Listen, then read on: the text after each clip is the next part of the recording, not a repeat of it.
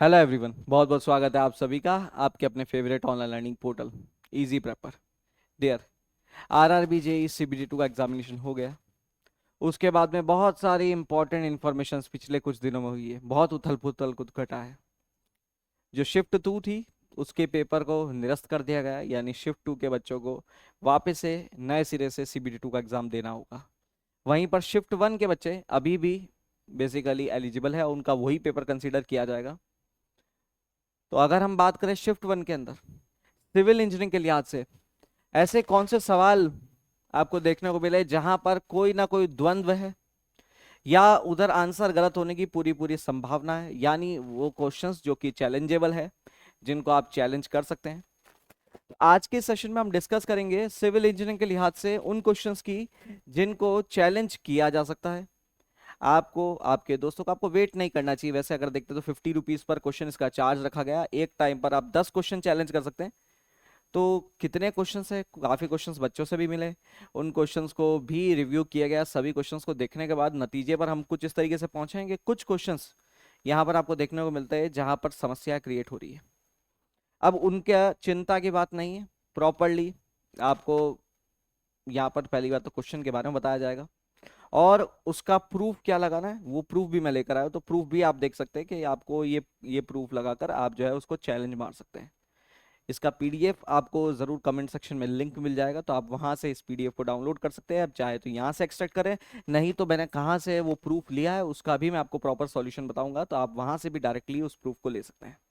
Okay, तो चलिए शुरू करते हैं इस सेशन को। आज के सेशन में हम डिस्कस करेंगे आरआरबी जेईई CBT 2 में ऑब्जेक्शनेबल क्वेश्चंस कौन से हैं जिन पर ऑब्जेक्शन जाहिर किया जा सकता है। हम शिफ्ट 1 के क्वेश्चंस को ही ले रहे हैं, शिफ्ट 2 के क्वेश्चंस को लेने से कोई सेंस नहीं बनता अब, क्योंकि शिफ्ट 2 जब निरस्त हो ही चुकी है तो कहें का ऑब्जेक्शन भाई। कोई ऑब्जेक्शन नहीं है। पहले क्वेश्चन से शुरुआत करते हैं। कौन कौन से ऐसे क्वेश्चंस थे, आपको मैं क्वेश्चन आईडी भी बता दूंगा जिससे आप उस क्वेश्चन को आइडेंटिफाई कर सकते हैं। क्योंकि देखो क्वेश्चन का, जैसे मैंने जो पेपर लिया उसमें क्वेश्चन नंबर 57 था, लेकिन कोई जरूरी नहीं है आपके क्वेश्चन में ये 57 नंबर पे ये क्वेश्चन देखने को मिले। क्या आप ये स्क्रीन अच्छे से देख पा रहे हैं? क्या आप पढ़ पा रहे हैं? क्या समस्या है यहाँ पर? तो पहला क्वेश्चन अगर हम देखते हैं तो ये क्वेश्चन है, slate and laterite are examples of. अगर इस क्वेश्चन में देखें तो आरआरबी ने यहाँ पर ऑप्शन नंबर बी, जो कि आर्जिलेशियस और कैल्शियस रॉक्स है, इसको करेक्ट माना है, जबकि एक्चुअल केस में इसका आंसर होना चाहिए आर्जिलेशियस रॉक्स ओनली। ओके, तो this should be the correct answer, this should be the correct answer. ठीक है, यहां पर ये क्वेश्चन आईडी आप देख सकते हैं 4410097399। तो आप जब क्वेश्चन ये आईडी सर्च करेंगे आपको क्वेश्चन मिल जाएगा। ओके, तो जब चैलेंज मारते हो आपको क्वेश्चन आईडी की जरूरत पड़ेगी, तो क्वेश्चन आईडी आप यहां पर देख सकते हैं 4410097399। तो यहां पर जो इनकरेक्ट ऑप्शन है वो सिलेक्ट कर रखा है ऑप्शन नंबर बी, यानी ऑप्शन नंबर 2, जबकि करेक्ट ऑप्शन ऑप्शन नंबर 1 होना चाहिए, दैट इज आर्जिलेशियस रॉक। इसका अगर आप प्रूफ देखते हैं तो आप अगर रंगवाला बुक देखते हैं आपके पास, तो उस रंगवाला के अंदर अगर आप आर्जिलेशियस रॉक्स की डेफिनेशन देख रहे हो तो वहां पर दिख रहा है, in this rocks clay predominates, such rocks may be dense and compact and they may be soft. Examples दे रखे हैं स्लेट्स और लेटराइट्स, एग्जांपल्स दे रखा है स्लेट्स और लेटराइट्स। तो again which makes it sure, क्योंकि एक रिकॉग्नाइजेबल बुक है, कोई ऐसा लोकल ऑथर का बुक्स नहीं है, काफी एक रिकॉग्नाइजेबल बुक है। तो आप इसका अगर आप सॉल्यूशन देते हैं पेज नंबर 6 पर आपको ये मिलेगा, रंग वाला में पेज नंबर 6 पर। तो आप डायरेक्टली इस बुक, अगर आपके पास बुक अवेलेबल है, नहीं तो आप हमको मैसेज कर दीजिएगा, टीम को मैसेज कर दीजिए, टीम आपको ये जो स्क्रीनशॉट्स है शेयर कर देगी। तो आप जब बेसिकली ऑब्जेक्शंस लगा रहे हैं आप डायरेक्टली इन ऑब्जेक्शंस को वहां पर पेस्ट मार सकते हैं। ठीक है, तो पहला क्वेश्चन आपके पास रिगार्डिंग था स्लेट्स और लेटराइट के रिगार्डिंग, जहां पर करेक्ट ऑप्शन ऑप्शन नंबर 1 होना चाहिए। ऑप्शन नंबर 2 इसने करेक्ट माना है, तो इस बच्चे ने भी ऑप्शन नंबर 2 को ही सिलेक्ट किया था, तो इनके लिए चूजन ऑप्शन भी 2 था। तो ये तो इनको तो नुकसान हो जाएगा बेटा, इनको तो नुकसान हो जाएगा। बट अगेन अगर हम यहाँ पर देखते हैं तो करेक्ट ऑप्शन ऑप्शन नंबर 1 होना चाहिए। ठीक है, अगर हम बात करें दूसरे क्वेश्चन की, तो यहाँ पर देखने को मिल रहा है question number 45, that is question किस हिसाब से, विच of the following statements is or are correct about the variation of magnetic declination। तो question is related to magnetic declination, आपके सर्विंग का क्वेश्चन है। 3 स्टेटमेंट दे रखे हैं। पहला statement, magnetic declination is more at magnetic poles and less at equator, बिल्कुल सही है। दूसरा स्टेटमेंट अगर हम बात करें, magnetic declination is more in the summer than in the winter, again this statement is correct. But third statement अगर आप देखते हैं, magnetic declination is more at night and less in the day. ठीक है, क्वेश्चन आईडी में बताता हूं आपको 4410097410, ये क्वेश्चन आईडी है। अगर हम इसका बीसी पुनमिया बुक के हिसाब से बात करें तो बीसी पुनमिया अगेन एक आपके पास बहुत ही फेमस बुक है। अगर हम डायगोनल वेरिएशंस की बात करें तो लोकेलिटी के हिसाब से मैग्नेटिक पोल पर ये वेरिएशन ज्यादा होता है, इक्वेटर पर कम होता है। ठीक है, पहला statement. More in summer less in winter, ये भी स्टेटमेंट सही है। बट टाइम के हिसाब से देखोगे तो it is more in day and less in night, जबकि यहां पर क्या दे रखा है, more at night less in the day. तो स्टेटमेंट 3 क्या है, फॉल्स है। तो स्टेटमेंट 1 और 2 एब्सोल्युटली करेक्ट है, तो correct option should be option number D. But यहां पर आपको क्या सही मान रखा है, ऑप्शन नंबर 2 को, यानी आपका केवल स्टेटमेंट 1 को सही मान रखा है, जबकि स्टेटमेंट 2 भी बिल्कुल सही है। मैग्नेटिक डिक्लेरेशन समर में ज्यादा है, विंटर में कम है। यहाँ पर आप देख सकते हैं बीसी पुणे में बुक का, तो समर में ज्यादा है एंड विंटर में कम है। ओके, तो बीसी पूनम यहाँ वॉल्यूम 1 यूज किया है, पेज नंबर 123 पर आपको ये मिल जाएगा, बॉटम मोस्ट पोर्शन के अंदर है। तो अगेन डायगोनल वेरिएशंस में आप ये चेक कर सकते हैं। Again this question is also, या जो ये सॉल्यूशन आरआरबी की तरफ से प्रोवाइड किया गया है, that is also incorrect. Okay, यहां से आगे चलते हैं तीसरा क्वेश्चन। ठीक है, तीसरा क्वेश्चन अगर आप देखते हैं, which of the following factors determines the frequency of concrete vibrator, concrete के वाइब्रेटर की फ्रीक्वेंसी के रिगार्डिंग इनमें से कौन से ऐसे फैक्टर्स है जो कंक्रीट वाइब्रेटर की फ्रीक्वेंसी को डिपेंड, इनके ऊपर डिपेंड करती है। एम्बिएंट टेम्परेचर पर, वाटर सीमेंट रेशियो पर, टाइप ऑफ सीमेंट यूज पर, और size of aggregate in the bigs पर।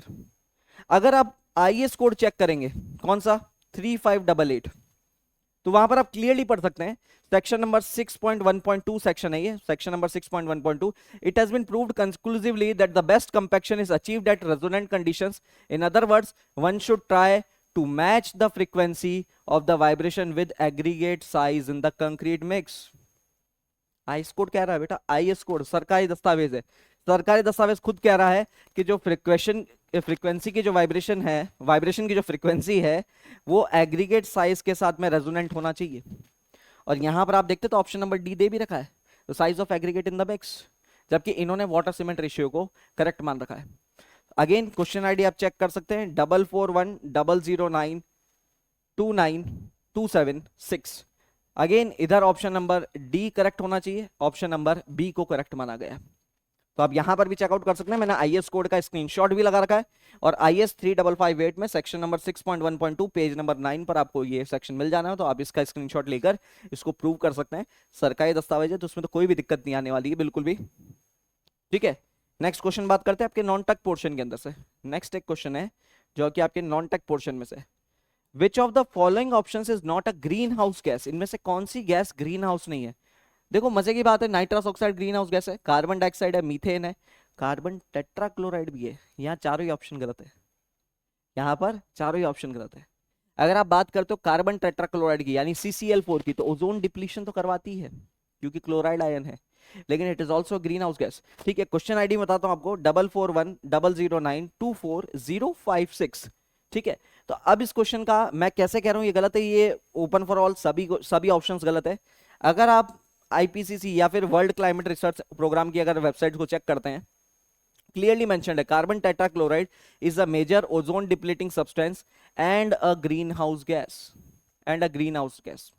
ओजोन डिप्लीशन पोटेंशियल भी लिख रखा है, और global warming 100 year global warming potential भी 1730, काफी हाई पोटेंशियल है। तो उस केस में आप बोल सकते हैं कि carbon tetrachloride is also what, a greenhouse gas. तो यहां पर भी अगर आप ऑप्शन नंबर चेक करते हैं तो चारों ही ऑप्शन गलत है, यहां पर नन ऑफ दीज या फिर ऑल ऑफ दीज का ऑप्शन होना चाहिए। अगेन चारों ऑप्शन के अलावा एक पांचवा ऑप्शन होना चाहिए, ऑल ऑफ दीज अगर हम बात करें तो ये सारे के सारे ऑप्शन क्या है, green house gases, sorry not a greenhouse gas की बात करा तो नन ऑफ दीज। ठीक है, it is not a greenhouse gas, ये सभी ग्रीन हाउस गैसेस है, all 4 are green house gases. Okay, चलिए, तो अगर यहां पर बात करते हैं तो यहां पर भी चारों ही ऑप्शन गलत है आपके पास, none of the options are correct, सभी ऑप्शंस क्या है, ग्रीन हाउस गैसेस है। Next question, due to global warming the temperature of earth has increased by. अब अगेन ये आप क्वेश्चन देखोगे तो आपको बहुत सारे जर्नल्स में ये ऑप्शन बिल्कुल सही दिखेगा। आप अगर इस क्वेश्चन की वेरीफाई करोगे तो ये क्वेश्चन बेसिकली अगर आप एनवायरमेंटल इंजीनियरिंग की बुक देखते हैं, एनवायरमेंटल इंजीनियरिंग की बुक्स देखते हैं, तो अकॉर्डिंग टू ओल्ड डेटा, पुराने डेटा के हिसाब से ये बिल्कुल करेक्ट है, पुराने डेटा के हिसाब से करेक्ट है। एनसीईआरटी की कुछ किताबों में भी आपको ये सही दिख जाएगा। ठीक है। रिगार्डिंग टू इन्वायरमेंट और जो आप ज्योग्राफी की बुक्स पढ़ते हैं वहां पर भी अगर आप देखते हो तो ये आपका ऑप्शन बिल्कुल सही दिख जाएगा सर, 0.6 डिग्रीज। रीजन क्या है, जो एनसीईआरटी की पुरानी किताब है वहां पर इस डेटा को बिल्कुल ये डेटा पुराना 90s के दशक का डेटा है, तो ये बिल्कुल सही था। लेकिन क्वेश्चन तो आज पूछ रहा है ना बेटा, क्वेश्चन तो आज पूछ रहा है। अगर देखो चैलेंज करना नहीं करना वो आपके ऊपर है, लेकिन करंट डेटा के हिसाब से ये भी गलत है। करंट डेटा अगर आईपीसीसी का अगर प्रेस रिलीज प्रेस नोट देखते हो आप, तो given the ट्रेमेंडस side of heat capacity of the global oceans to take a massive amount of added heat energy to raise the earth's average yearly surface temperature, even a small amount, roughly 2 degree Fahrenheit or 1 degree Celsius increase in global average surface temperature that has occurred since the pre-industrial area. तो again अगर current scenario की बात करें तो 1 degree Celsius के आसपास का temperature change है आपके पास, जबकि अगेन यहाँ पर बहुत कम डेटा 0.6 डिग्री आपके पास ऑप्शन में दे रखा है। तो अगेन पुराने डेटा के हिसाब से बात करो तो करेक्ट डेटा था, लेकिन कॉन्करेंट नए डेटा के हिसाब से बात करो तो आईपीसीसी के जर्नल्स अगर आप चेक करते हो तो यहाँ पर डेटा चेंज हो चुका है। इनफैक्ट फ्रेश डेटा जो 2017 में भी आया था उधर 1.1 डिग्री सेल्सियस की बात कर ली गई है। ओके, तो अगेन इसके अंदर भी समस्या है, इस क्वेश्चन के अंदर भी। अब कुछ ऐसे क्वेश्चंस को डिस्कस, ये तो वो क्वेश्चंस हो गए यहां तक हमने डिस्कस किए, टोटल 5 ऐसे क्वेश्चंस जहां पर आपको समस्या देखने को मिल रही है। अब कुछ ऐसे क्वेश्चंस जो बच्चों द्वारा भेजे गए थे कि सर इनमें हमको डाउट है कि ये गलत है, लेकिन जब उनको जांच पड़ताल की गई तो वहां पर समझ में आया कि भैया उन क्वेश्चन में कोई समस्या नहीं है। वैसे कुछ क्वेश्चंस मैं आप लोगों के साथ डिस्कस कर देता हूं जिनमें आपको चैलेंज डालने से कोई खास बेनिफिट मिलने वाला नहीं है। जैसे यहाँ पर एक क्रैक दिखा रखा था, बोला था कि identify the type of crack, vertical, horizontal, toothed crack और डायगोनल। बच्चों का कहना था सर ये टूथेड क्रैक होना चाहिए। देखो अगर टूथेड क्रैक होता ना तो उस केस के अंदर कुछ क्रैक्स आपके पास जैसे की का तरीका होता ना, लॉक एंड की वाला सिस्टम, उस तरीके से काम होता अगर ये क्रैक्स होता तो it could have been a toothed crack. लेकिन यहां पर आप देख रहे हो तो ये डायगनली आपके पास क्या कर रहा है, प्रोपोगेट कर रहा है, ये क्रैक डायगनली ही प्रोपोगेट कर रहा है। ठीक है, यहां पर आप देख भी सकते हो, अगर आप डायगनल क्रैक देख रहे हो ये रियल लाइफ फुटेज है बेसिकली। तो यहां पर भी ये जो क्रैक है कुछ इसी टाइप का है, it is a diagonal crack. तो यहां पर जो ऑप्शन आरआरबी ने माना है वो डायगनल क्रैक की है, और यहां पर हमारा हिसाब से ये ऑप्शन बिल्कुल सही है, क्योंकि टूथेड क्रैक कहने के लिए आपके पास लॉक एंड की मैकेनिज्म जैसा क्रैक आपको देखने को मिलना चाहिए, जो कि यहाँ पर देखने को नहीं मिल रहा है। ठीक है, तो ये बेसिकली क्या है, एक डायगोनल क्रैक का एग्जांपल है। आप रियल लाइफ फुटेज देख सकते हो, it is also diagonal crack, क्योंकि जो क्रैक बन रहा है उसकी अगर एक्सेस देखोगे इट इज डायगोनल एक्सेस। ठीक है, तो अगेन आपके पास डायगोनल एक्सेस पे, अब चूंकि क्रैक इस टाइप का, लोग डायगोनल क्रैक इसको कह सकते हैं, तो परफेक्ट है यार, कोई गलती नहीं है इसके अंदर, कोई समस्या है नहीं। ठीक है, अगेन एक क्वेश्चन और बच्चों ने भेजा था, what is the primary difference between lift and elevator. तो देखो मैं फिर से बोल देता हूँ, लिफ्ट और एलिवेटर दोनों एक ही शब्द है। लिफ्ट और एलिवेटर में कोई फर्क नहीं होता बेटा, एक इंग्लिश ओरिजिन का शब्द है और एक अमेरिकन ओरिजिन का शब्द है, तो उसका भी मैं यहाँ पर एक प्रूफ लेकर आया हूँ। तो जो फ्रेजेस है लिफ्ट और एलिवेटर, ठीक है, ये मैंने ऑक्सफर्ड से ही उठाया, बेसिकली ऑक्सफर्ड के वेबसाइट से ही उठाया। ठीक है, it refers to mechanical devices that carry people and cargo between different building floors. There are however some distinctions between two terms. ठीक है, अगर आप यहाँ पर बात करो तो लिफ्ट और एलिवेटर, अगेन लिफ्ट वर्ड जो है और एलिवेटर शब्द जो है, हमारे यहाँ पर जो शब्द यूज ज्यादा होता है वो होता है लिफ्ट, क्योंकि ये इंग्लिश ओरिजिन से आया है, और एलिवेटर शब्द का ओरिजिन एक्चुअली अमेरिकन इंग्लिश से है। ठीक है, इस शब्द का ओरिजिन अमेरिकन है। ठीक है, तो लिफ्ट शब्द इंग्लिश ओरिजिन का है, एलिवेटर शब्द अमेरिकन ओरिजिन का, बाकी दोनों का मतलब बिल्कुल सेम है। ठीक है, नेक्स्ट अगर अपन बात करें, एक क्वेश्चन आया था, the wavelength of ultraviolet radiations which is most powerful and causes damage to the DNA is, यानी इनमें से ऐसा कौन सा अल्ट्रावायलेट रेडिएशन है जो कि आपके डीएनए को डैमेज कर सकता है।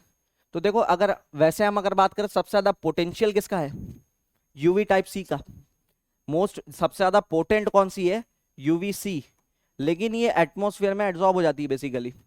तो उसका भी आप देखो, UVA has longest wavelength followed by UVB and UVC which have the shortest wavelength, while UVA and UVB are rays that are transmitted through the atmosphere, UVC and some UVB rays are absorbed by the atmosphere.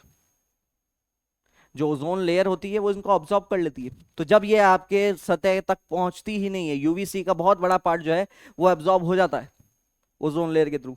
तो actual case में जो skin cancer कराती है वो कौन है, UVB।